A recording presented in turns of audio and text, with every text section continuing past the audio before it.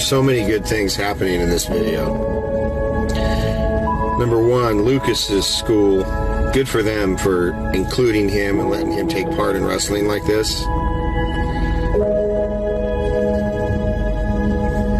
This is amazing.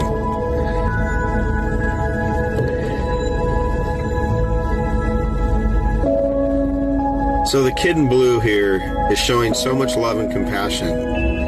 Not just because he's going to let him win this, which I think everybody can see is going to happen.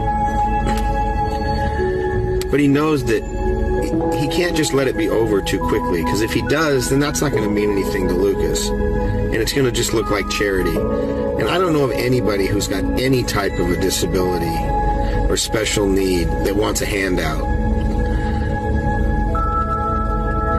But the young man in blue is just, his level of love and compassion for a fellow student is just mind-blowing to me. Because he makes sure this takes some time.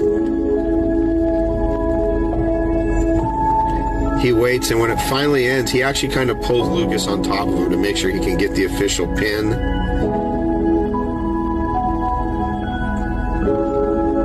Watch this. He pulls him over and he kind of holds him in position.